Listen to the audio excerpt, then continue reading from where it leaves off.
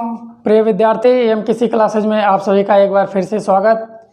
आज का जो अपना टॉपिक है वो transformer, three phase winding connection of transformer. करते हैं जो ट्रांसफार्मर के अंदर थ्री फेज वाइंडिंग का कनेक्शन करते हैं वो कितने प्रकार से कर सकते हैं और किसका यूज कहाँ पे किया जाता है। तो आइए सबसे पहले देखते हैं, जैसा कि हम लोगों ने पॉलीफेज में पढ़ा था, स्टार वाइंडिंग। स्टार वाइंडिंग में क्या होता है, तीन कॉइल के सिरे एक साथ जोड़ दिए जाते हैं, तो इसको क्या बोला गया, स्टार को हम दूसरा नाम दिए हैं सीरीज वाइंडिंग। क्या बोलते हैं, सीरीज वाइंडिंग। तो सीरीज वाइंडिंग में क्या होता है, IL बराबर IP। IL क्या है, लाइन करंट बराबर फेज करंट। लेकिन जो लाइन वोल्टेज होगा वो √3 गुना होगा किसका, फेज वोल्टेज का। √3 गुना होगा फेज वोल्टेज का। इसको लिख सकते हैं EP बराबर EL बाई √3। EP बराबर EL बाई √3। ये तो है स्टार वाइंडिंग। अब बात करते हैं डेल्टा की। डेल्टा वाइंडिंग को क्या बोलते हैं, पैरेलल। क्या बोलते हैं, पैरेलल। इसमें इस तरीके से जोड़ते हैं, दो सिरा एक साथ जोड़ देते हैं, तो ये जो बनता है ये डेल्टा वाइंडिंग बन गया। डेल्टा वाइंडिंग पैरेलल में होता है, इसलिए EL बराबर EP होगा, फेज वोल्टेज लाइन वोल्टेज के बराबर होगा। लेकिन जो फेज करंट होगा वो लाइन करंट का 1/√3 गुना होगा। कितना होगा, 1/√3 गुना होगा। तो इस तरीके से स्टार में कंडीशन क्या है, डेल्टा में क्या कंडीशन है। तो अलग अलग हमने देखा कि जब ट्रांसफार्मर की प्राइमरी वाइंडिंग स्टार में हो और सेकेंडरी वाइंडिंग डेल्टा में हो, या स्टार डेल्टा या डेल्टा स्टार है, उसके बारे में देखते हैं। Three phase winding connection of transformer. तो जो थ्री फेज वाइंडिंग है उसमें कनेक्शन किस प्रकार करते हैं, तो कनेक्शन मुख्यतः 4 प्रकार से किया जा सकता है। जो करेंगे वो स्टार टू स्टार, मतलब प्राइमरी भी स्टार में हो और सेकेंडरी भी वाइंडिंग स्टार में हो। तो ये कनेक्शन यूज कहाँ करते हैं, high voltage high power. High voltage और हाई पावर, हाई वोल्टेज और हाई पावर बैलेंस लोड के लिए। कहाँ पे, बैलेंस लोड क्या होता है, इसके पहले वाले वीडियो में हमने बैलेंस लोड पे एक वीडियो बना के रखा है, उसको जाके देखिएगा। तो high voltage high power balance load के लिए, क्लियर। अब बात करते हैं स्टार टू डेल्टा। दूसरा, जब प्राइमरी वाइंडिंग स्टार में हो और सेकेंडरी वाइंडिंग डेल्टा में हो, तो इस प्रकार का जो ट्रांसफार्मर होता है स्टेप अप प्रकार का होता है। कौन सा, स्टेप अप ट्रांसफार्मर होता है। इसका यूज किया जाता है जनरेशन में। कहाँ पे किया जाता है, जनरेशन में। तीसरा बात करें, जो तीसरा होता है डेल्टा टू स्टार, मतलब प्राइमरी डेल्टा में हो और सेकेंडरी स्टार में हो, तो इसका यूज कहाँ करेंगे, स्टेप डाउन पावर ट्रांसफार्मर में। स्टेप डाउन पावर ट्रांसफार्मर में, स्टेप डाउन पावर ट्रांसफार्मर में। लेकिन कहाँ पे, जहाँ पे मिक्स लोड होगा। कैसा लोड होगा, मिक्स लोड, मतलब अनबैलेंस भी हो सकता है और बैलेंस भी हो सकता है। अब बात करें चौथा, डेल्टा टू डेल्टा, मतलब प्राइमरी भी डेल्टा में हो और सेकेंडरी भी डेल्टा में हो, तो इसका यूज कहाँ करेंगे, थ्री फेज लोड को सप्लाई देने के लिए। कहाँ पे करेंगे, थ्री फेज लोड को सप्लाई देने के लिए, सप्लाई देने के लिए, 3 फेज लोड को सप्लाई देने के लिए लो वोल्टेज हाई पावर, कहाँ पे, लो वोल्टेज और हाई पावर, वहाँ पे हम डेल्टा टू डेल्टा ट्रांसफार्मर का प्रयोग करेंगे। स्क्रीनशॉट लीजिएगा और जहाँ नहीं समझ में आएगा वहाँ कमेंट जरूर करिए। अब देखते हैं स्टार, इंटर स्टार अथवा डेल्टा इंटर स्टार। तो जब स्टार इंटर स्टार की बात करें तो प्राइमरी स्टार में होगा और सेकेंडरी वाइंडिंग इंटर स्टार में होगा, और जब डेल्टा इंटर स्टार की बात करें तो प्राइमरी वाइंडिंग डेल्टा में होगा और सेकेंडरी वाइंडिंग क्या होगा, इंटर स्टार में। इंटर स्टार होता क्या है, अब बात करते हैं इंटर स्टार वाइंडिंग की। इंटर स्टार संयोजन वह संयोजन है जिनमें 15.5% अतिरिक्त वाइंडिंग श्रेणी क्रम में जोड़ दी जाती है। आइए इसको चित्र के अनुसार देखते हैं। जब हम स्टार इंटर स्टार की बात कर रहे होते हैं तो इस कंडीशन में एक स्टार में होगा, यहाँ पे जो इंटर स्टार बनेगा वो कुछ इस तरीके से,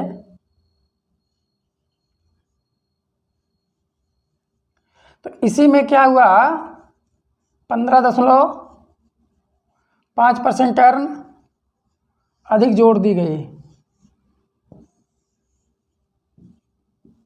हो गया RYB, और ये है 15.5%, 15.5% और ये 15.5%। तो ऐसा क्यों किया गया, तो इंटर स्टार वाइंडिंग बनाने का मेन उद्देश्य था कि या इंटर स्टार वाइंडिंग ऐसे जगह करते हैं जहाँ पे अर्थ मिलना या अर्थ बनाना मुश्किल हो। इंटर स्टार वाइंडिंग का उपयोग वहाँ करते हैं जहाँ पर अर्थ करना कठिन हो, जैसे पहाड़ों पर रेतीले जगह पर। इंटर स्टार संयोजन का हम उपयोग कहाँ करते हैं, जहाँ पे अर्थ करना कठिन हो, ऐसे पहाड़ों पर, रेतीलों पर, रेगिस्तान स्थानों में आदि जगह हम किसका प्रयोग करते हैं, इंटर स्टार वाइंडिंग का। इंटर स्टार वाइंडिंग प्रत्येक वाइंडिंग के श्रेणी क्रम में 15.5% या लगभग 16%, ऑप्शन में दोनों हो, या 15.5% या लगभग 16%। क्लियर, बात समझ में आ गई। स्क्रीनशॉट लीजिएगा। अब बात करते हैं वीवी कनेक्शन की। वीवी कनेक्शन यह डेल्टा डेल्टा के समान है, इसमें केवल दो वाइंडिंग ही यूज किया जाता है, जो डेल्टा डेल्टा के 58% भार या टर्न के बराबर होता है। ये एकदम डेल्टा डेल्टा के समान होता है, लेकिन अंतर इतना है इसमें केवल दो वाइंडिंग प्रयोग किया जाता है और डेल्टा डेल्टा की तुलना में 58% भार या टर्न के बराबर होता है। इसका यूज लो वोल्टेज और लो पावर के लिए किया जाता है। इसका यूज लो वोल्टेज और लो पावर के लिए किया जाता है। अब बात करते हैं टर्शियरी वाइंडिंग के बारे में। टर्शियरी वाइंडिंग स्टार स्टार संयोजन में यह दोष पाया गया कि उसका न्यूट्रल बिंदु इधर से उधर खिसकता रहता है, जिससे बचने के लिए दोनों स्टार वाइंडिंग के बीच एक डेल्टा वाइंडिंग बनाकर रख दिया गया, जिससे न्यूट्रल स्थिर हो गया, और उसी डेल्टा वाइंडिंग को ही बोलते हैं टर्शियरी वाइंडिंग। उसी डेल्टा वाइंडिंग को बोलते हैं टर्शियरी वाइंडिंग। कुछ इस तरीके से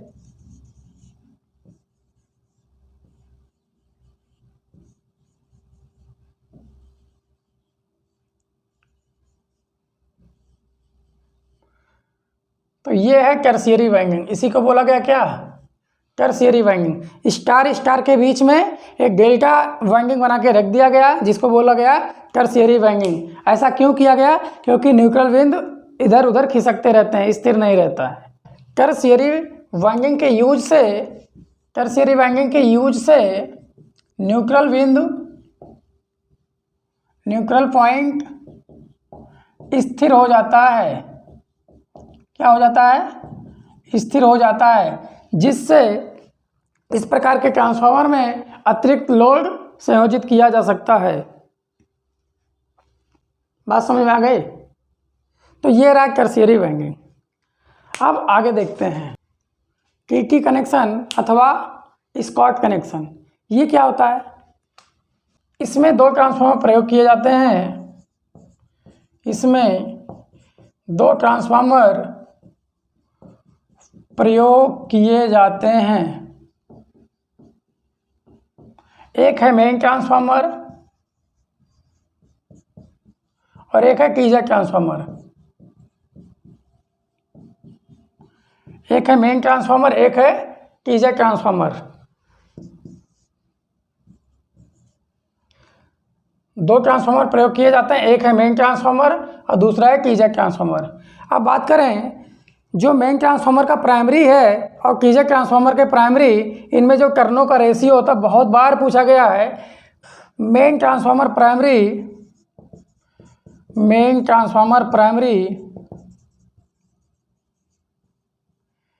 टीजर ट्रांसफार्मर प्राइमरी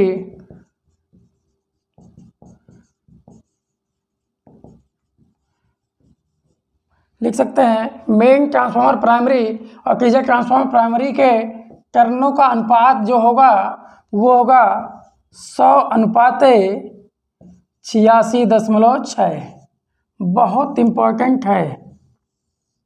और जबकि सेकेंडरी का अनुपात है मेन ट्रांसफार्मर सेकेंडरी अनुपात टीजर ट्रांसफार्मर सेकेंडरी के जो टर्नों की रेशियो है, ये अनुपात है 1:1। संभाल कर रखिएगा, ये बहुत बार पूछा गया। तो मेन ट्रांसफार्मर के प्राइमरी और टीजर ट्रांसफार्मर के प्राइमरी का जो टर्नों के रेशियो है 100:86.6 है, जबकि मेन ट्रांसफार्मर की सेकेंडरी और टीजर ट्रांसफार्मर की सेकेंडरी वाइंडिंग का जो रेशियो है वो 1:1 है। बहुत बार पूछा गया ये 86.6%। जो टीजर ट्रांसफार्मर के प्राइमरी में टर्नों की संख्या रखी जाती है वो मुख्य ट्रांसफार्मर के 86.6% के बराबर रखी जाती है। इस तरीके से क्वेश्चन यहाँ पे पुटअप करता है। तो ये रहा टीजर ट्रांसफार्मर। बात समझ में आ गई। और टीजर ट्रांसफार्मर का ऐसे यूज किया जाता है 3 फेज को 2 फेज में बदलने के लिए। 3 फेज को 2 फेज में बदलने के लिए कहाँ पे करेंगे, 3 फेज को 2 फेज में बदलने के लिए एग्जाम्पल के लिखिए इलेक्ट्रिक भट्ठी जिसको बोलते हैं विद्युत भट्ठी। वीडियो को स्किप मत करिएगा। ट्रांसफार्मर आयल के गुण क्या क्या होने चाहिए, ट्रांसफार्मर आयल के गुण क्या होने चाहिए। तो पहला जो गुण होना चाहिए वो आचालक होना चाहिए। पहला गुण जो होना चाहिए वो आचालक होना चाहिए, आचालक हो। दूसरा ऊष्मा का अच्छा चालक हो, ऊष्मा का अच्छा चालक हो। तीसरा फायर पॉइंट उच्च हो, फायर पॉइंट उच्च हो मतलब ज्वलन बिंदु। और चौथा कम से कम नमी सोखने वाला हो। इस तरीके से ट्रांसफार्मर आयल के गुण है। आचालक हो, उसमें का अच्छा चालक हो, फायर पॉइंट उच्च हो, कम से कम नमी सोखने वाला हो। तो पार्ट्स ऑफ ट्रांसफार्मर के जो पार्ट होते हैं, सबसे पहला कोर की बात करेंगे। कोर का जो मुख्य विशेषता है हाई परमेबिलिटी मतलब उच्च चुंबकशीलता और दूसरा है लो रिएक्टेंस। तो ये कोर की विशेषता है। और कोर बना किसका होता है? CrGO। किसका? CrGO, cold rolled grain oriented steel. किसकी बनी होती है? Cold rolled grain oriented. Clear? और इसकी लेमिनेशन की जो मोटाई होती है, लेमिनेशन की मोटाई 0.35 से 0.5 mm होती है या के बीच रखी जाती है। अब बात करते हैं कंजर्वेटर की। अब बात करें कंजर्वेटर की। कंजर्वेटर मुख्य टैंक के ऊपर लगा होता है। मुख्य टैंक के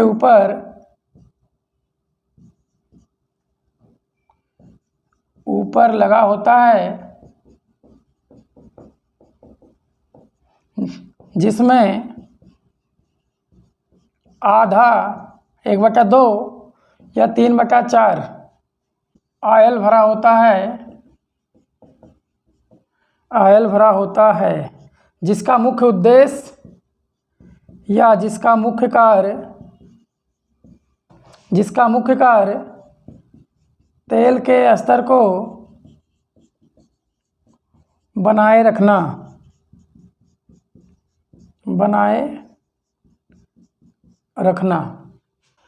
अब कंजर्वेटर को एक्सपेंशन टैंक भी बोलते हैं। क्या बोलते हैं? कंजर्वेटर को एक्सपेंशन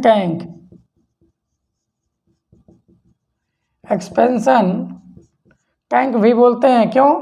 क्योंकि जब तेल गर्म होता है तो ऊपर की तरफ उठता है। जब तेल गर्म होता है तो ऊपर की तरफ उठता है और इस कंजर्वेटर में 1/2 या 1/4 भाग खाली रहता है, तो वो जगह कवर करता है। और फिर जब तेल सिकुड़ता है तो वो तेल मेन टैंक में आता है और वो जगह वायु भर लेता है या एयर भर लेता है, तो इसलिए उसको एक्सपेंशन टैंक बोलते हैं। कंजर्वेटर का दूसरा नाम क्या है? Expansion tank. अब बात करें ब्रीदर का। ये ब्रीदर क्या होता है? कुछ संरचना इस तरीके से होता है,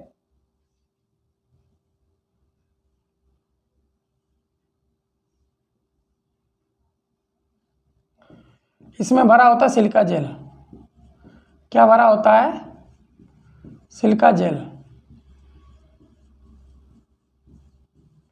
और यहाँ भरा होता है ऑयल। तो ये सिलिका जेल है। इसका रासायनिक नाम कैल्शियम क्लोराइड। क्या रासायनिक नाम है? Calcium chloride. सिलिका जेल का रासायनिक नाम कैल्शियम क्लोराइड। अब जब ट्रांसफार्मर का तेल गर्म होता है तो वह तेल ऊपर की तरफ उठता है। तो जो एक्सपेंशन टैंक में ये तेल का लेवल है और यहाँ क्या भरा? एयर। क्या है यहाँ पे? एयर, ड्राई एयर ड्राई, सूखा हवा भरा है और इसको इसी से हम जोड़ देते हैं। इसको ब्रीदर से कंजर्वेटर टैंक को जोड़ देते हैं और यहाँ से ये, अब इसका जो मुख्य फंक्शन है, मेन फंक्शन है, ये है आपका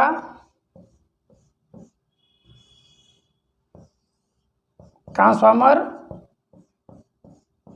इस तरीके से संरचना होती है कि जब ट्रांसफार्मर का ऑयल गर्म होता है तो ऊपर की तरफ उठता है। जब ऊपर की तरफ उठेगा तो ये जो यहाँ पे हवा भरा हुआ है, 1/2 भाग या 1/4 भाग हवा भरा है, ये हवा ब्रीदर के माध्यम से बाहर निकलेगा। तो फिर ये जगह कवर कर लेगा। और जब जैसे जैसे तेल ठंडा होगा, ऐसे संकुचन होगा, तेल में क्या होगा? संकुचन होगा। तेल जब सिकुड़ेगा तो जब तेल का संकुचन होगा तो ये जगह खाली होगा, तो इसको भरने के लिए एयर आएगा।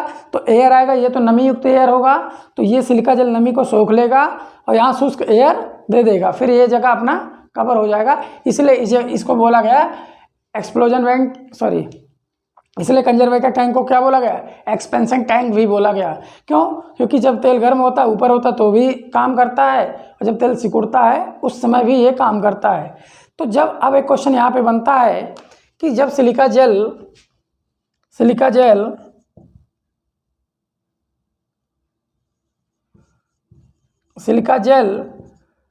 खराब होता है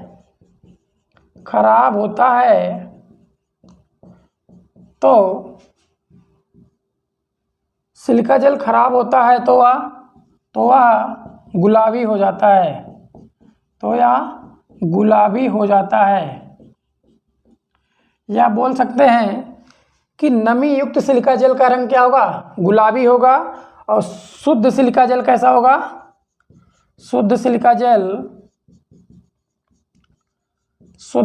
कैसा होगा, नीला होगा। कैसा होगा, नीला या सफ़ेद। तो शुद्ध सिलिका जेल का रंग क्या होगा, नीला होगा या सफ़ेद। लेकिन खराब सिलिका जेल या नमी युक्त सिलिका जेल का रंग कैसा होगा, गुलाबी। तो ये बात याद रखिएगा। क्लियर, ये ब्रीदर क्लियर हो गया।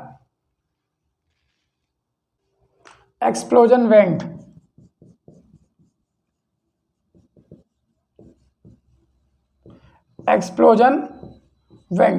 इसे PRV भी कहते हैं।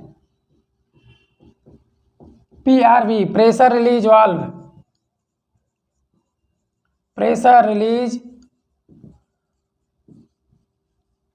वाल्व भी कहते हैं।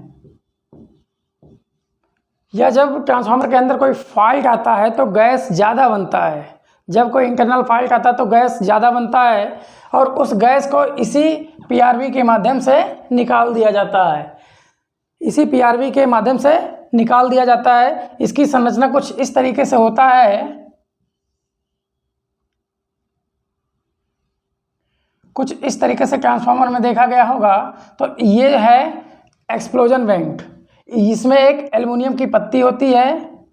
किसकी होती है, एल्युमिनियम की पतली पत्ती होती है। जब भी यहाँ ट्रांसफार्मर के अंदर ज़्यादा गैस होता है तो इसी प्रेशर रिलीज वाल्व के द्वारा ये एल्युमिनियम की पत्ती फट जाती है और ये गैस बाहर निकल जाता है। क्लियर, तो इसको बोला गया एक्सप्लोजन वेंट। ये बात समझ में आ गई। या ये भी सुरक्षा यंत्र है। अब बात करते हैं बकौल्ज रिले की। ये क्या होता है, यह एक सुरक्षा युक्ति है जो एक्सप्लोजन वेंट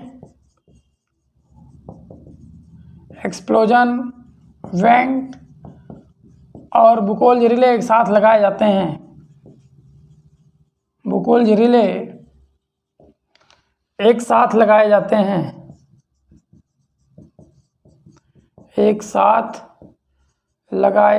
हैं, जिसका मुख्य कार्य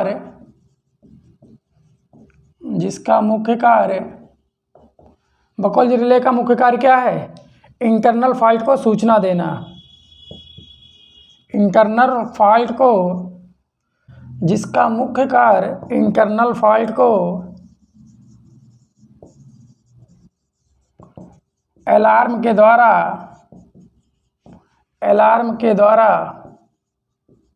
सूचना देना और सर्किट को ऑफ कर देना, जिससे ट्रांसफार्मर अपना बच जाता है। और इसका जो यूज किया जाता है हाई पावर वाले ट्रांसफार्मर में किया जाता है। इसका यूज हाई पावर वाले ट्रांसफार्मर में किया जाता है। कहाँ किया जाएगा, हाई पावर वाले ट्रांसफार्मर में किया जाता है। अब बात करते हैं बुशिंग का। बुशिंग क्या होता है, बुशिंग के आधार, ये वोल्टेज के आधार पे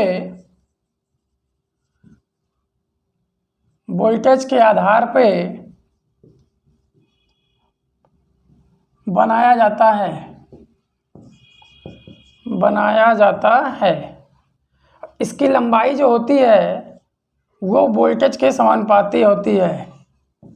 जो बुशिंग की लंबाई है वो वोल्टेज के समानुपाती है। जितना ज़्यादा वोल्टेज का मान बढ़ेगा बुशिंग की लंबाई उतनी बढ़ेगी। इस तरीके से हम कह सकते हैं जो बुशिंग की लंबाई है वो वोल्टेज पर निर्भर करती है। कम वोल्टेज है तो बुशिंग छोटा होगा, ज़्यादा वोल्टेज है तो बुशिंग बड़ा होगा। अब बात करते हैं एक बहुत important, most important insulation transformer है। इंसुलेशन ट्रांसफार्मर की जो शर्त है वो NP insulation transformer most important है। करते हैं इंसुलेशन ट्रांसफार्मर। इंसुलेशन ट्रांसफार्मर इसमें जो टर्न रेशियो है वो प्राइमरी रेशियो सेकेंडरी का जो टर्नों का रेशियो है 1:1 है। बहुत इम्पॉर्टेंट है, मोस्ट इम्पॉर्टेंट। इंसुलेशन जो ट्रांसफार्मर होगा उसका जो टर्न रेशियो होगा 1:1 में होगा। कितने में होगा? 1:1 में होगा। समानांतर प्रचालन ट्रांसफार्मर को पैरेलल चलाने के लिए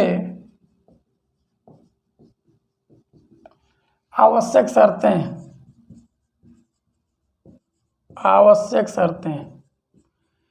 क्या क्या शर्त होनी चाहिए कि हम ट्रांसफार्मर को पैरेलल में चलाएं? ट्रांसफार्मर को पैरेलल में चलाने के लिए आवश्यक शर्तें क्या क्या शर्त होना चाहिए? सबसे पहले फ्रीक्वेंसी समान होना चाहिए, फ्रीक्वेंसी सेम। दूसरा phase sequence same. Phase sequence क्या होना चाहिए? सेम। और सेम वोल्टेज रेशियो भी होना चाहिए, सेम वोल्टेज रेशियो। और अगला क्या होना चाहिए? Same per unit impedance, same per unit impedance, per unit impedance मतलब XL/R। तो ये 4 कंडीशन होने चाहिए जब ट्रांसफार्मर को पैरेलल में चलाने की जो आवश्यक शर्तें होनी चाहिए। फ्रीक्वेंसी सेम हो, फेज सीक्वेंस सेम हो, सेम वोल्टेज रेशियो हो और सेम पर यूनिट इम्पीडेंस हो, मतलब प्रति इकाई इम्पीडेंस क्या होना चाहिए? सेम होना चाहिए। तो ये हो गए ट्रांसफार्मर को प्रचालन चलाने की शर्तें। तो इसी के साथ ये चैप्टर अपना समाप्त हुआ। दोस्तों, इस चैनल को ज़्यादा से ज़्यादा सब्सक्राइब करें, लाइक करें, शेयर करना ना भूलें। साथ में बेल आइकन को ज़रूर दबाएं जिससे हमारा नोटिफिकेशन आपको पहुंचता रहे और आप कोई वीडियो मिस ना करें। थैंक यू, धन्यवाद।